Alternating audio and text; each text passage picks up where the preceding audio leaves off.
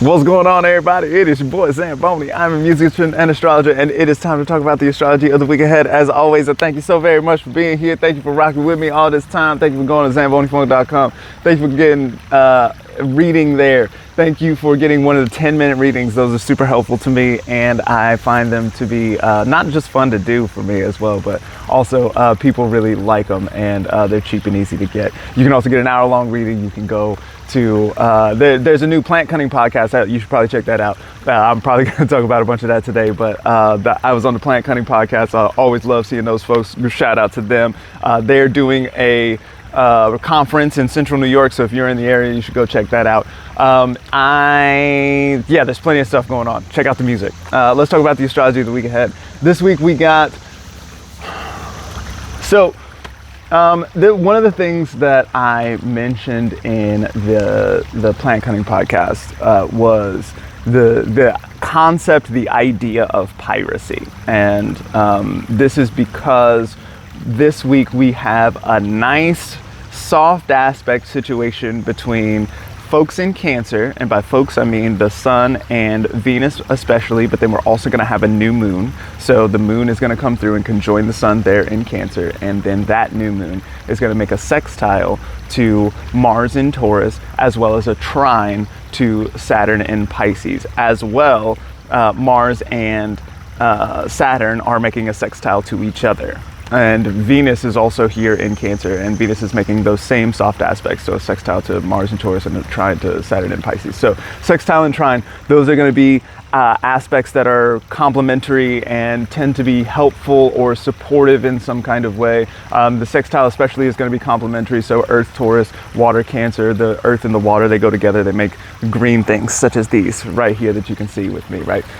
Then there are the trines, which are, we can think of the word trine means three, right? There are three water signs in the zodiac, and these are two of them, and so they make a 120-degree aspect. It's very stable. We can think about a tripod as being more, 3 legs is more stable than 4 is, right? Like this kind of dynamic. It's extremely stable. It's supportive. Things can work together. They kind of see eye to eye. The water of the Pisces also can vibe with the water of Cancer. And so there's a work together, a cooperative kind of element here, right? Especially since we can see that Venus is here in Cancer. Venus is very comfortable in Cancer. I like Venus in Cancer. It is not technically essentially dignified, but Venus and the moon clearly get along in a lot of ways. They are the only ones in the zodiac who are consistently referred to as she, her, which, feel however you want to feel about that. Some people, I think Serapio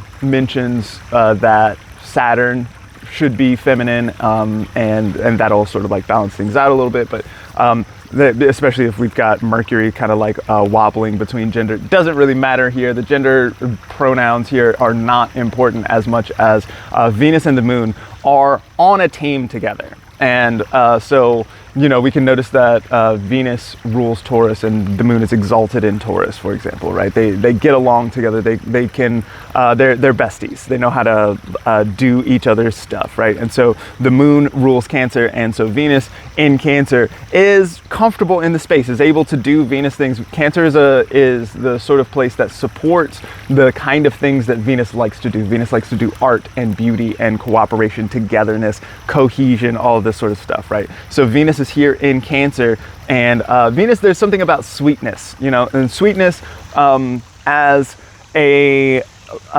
herbalist, a way to think about sweetness, like the flavor of sweet. When things hit you and they make you feel that sweet feeling, then that is an indication of nourishment. And so so Venus does really well here in Cancer, right?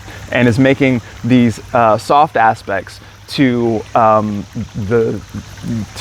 Mars and Saturn. So there's something here that is very cooperative, but cooperative with Mars and Taurus, right? Mars and Taurus is very good at lifting heavy things and at being sort of obstinate about shit, and sort of like being ready to fight around things that, like, I don't necessarily feel like moving around on stuff, and because of that I'm ready to fight you about it, right? This is especially true because Mars is getting closer and closer to this conjunction to Uranus there in Taurus. These two agree on volatility and chaos and things like sort of blowing up, especially if we can blow it up in your face. Mars thinks that that's funny. And so, and Uranus also thinks that that's funny. And so a lot of times I think about Uranus as being like the Joker or the Fool or, like a wild card in some kind of way, right? So like if it blows up in your face, then haha, that's a very funny joke, isn't it, right? And Mars is here to agree with that, right?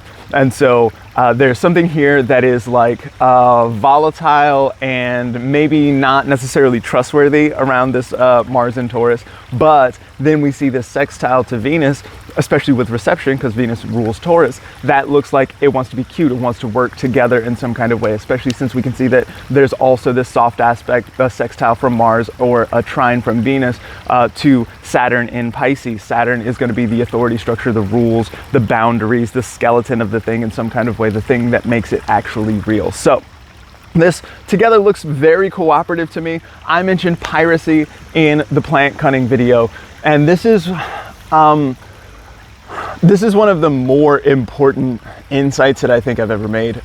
It's this idea that like, okay, so piracy is, technically it's theft or, living outside the legal boundaries, right? And in fact, when we think about legal boundaries, we can immediately go to Saturn. Well, Saturn is in Pisces, getting closer and closer to conjunction to Neptune. And so there's something here about like the rules being kind of fuzzy already, right? Especially the rules at sea. It's funny that pirates are out at sea. And so one of the things about seafaring is that all of the directions are possible. And when you're out here on the sea, like there's kind of no rules. Who's gonna stop you, right? What are you gonna do?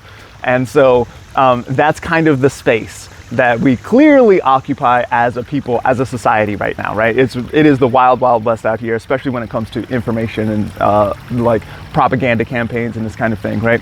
And so there's something here with Venus and Mars and Saturn all together cooperating, like doing things that, so, when we think about the piracy component here, this idea of like anything is possible, and especially the things that are possible, right? And the things that are not possible are not in play, but the things that are possible, whether or not they are legal, they are possible, right?